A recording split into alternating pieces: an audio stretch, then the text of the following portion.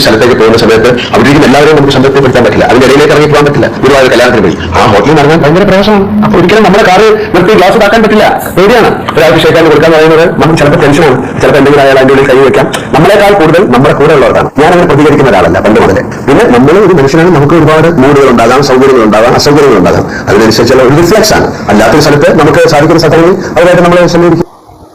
ഇത്രേ ഉള്ളൂ. അദ്ദേഹത്തിന്റെ പ്രതികരണം എത്ര മാത്രമേ ഉള്ളൂ. ഇതിന്റെ ഒരു ആകത്തുക എന്താണെന്ന് വെച്ചാൽ ആ ഒരു സിറ്റുവേഷൻ അതിന് അനുയോജ്യമാണെന്ന് അദ്ദേഹത്തിന് തോന്നിയില്ല, അദ്ദേഹത്തിന് സേഫ് ആയിട്ട് തോന്നിയിട്ടില്ല എന്നുള്ളതാണ് ഒരു അദ്ദേഹം പറഞ്ഞ ഒരു കാര്യം. കാരണം എല്ലാ സ്ഥലങ്ങളും അങ്ങനെ നമുക്ക് പബ്ലിക്കിലേക്ക് ഇറങ്ങി ചെല്ലാൻ പറ്റുന്ന ഒരു വേദികളല്ല. അങ്ങനെ ഇറങ്ങി ചെല്ലുന്ന വേദികൾ ഇപ്പോൾ കുറച്ച് മുൻപ് തന്നെ അദ്ദേഹത്തിന്റെ ഒരു സിനിമയുടെ പ്രൊമോഷന്റെ ഭാഗമായിട്ട് അദ്ദേഹം എത്രയോ അധികം ആയിരക്കണക്കിന് ആരാധകർക്കൊപ്പം ഫോട്ടോ എടുത്ത് വീഡിയോ എടുത്ത് ക്രൗഡിനുള്ളിൽ നിന്നുകൊണ്ട് വീഡിയോസ് ഒക്കെ പുറത്ത് വന്നിരുന്നു. പ്രൊമോഷന്റെ ഭാഗമാണ്, ആസ് എ ബിസിനസ് ആണ് അതും. ഓക്കെ, ബിസിനസിന്റെ ഭാഗം തന്നെയാണ്. പക്ഷേ അതേ ഇവിടെ വന്നൊരു പേഴ്സണൽ ഇവന്റിന് പങ്കെടുക്കാനാണ്, അല്ലാതെ ആരാധകരെ സന്ദർശിക്കാനല്ല എന്നുള്ളത് ആദ്യത്തെ ഒരു കാര്യം. അത്തരത്തിലൊരു സേഫ്റ്റി ഇല്ലാതെ അല്ലെങ്കിൽ ഒരു പ്രൊട്ടക്ഷൻ ഇല്ലാതെ അദ്ദേഹത്തിന് അവിടെ ഇറങ്ങാൻ പേടിയാണ് ഒന്ന്. പിന്നെ ഗ്ലാസ് താത്തി കഴിഞ്ഞാൽ അതിനകത്തേക്ക് ആരെങ്കിലും കൈയിട്ട് കഴിഞ്ഞാൽ വണ്ടി മൂവ് ചെയ്യുമ്പോഴും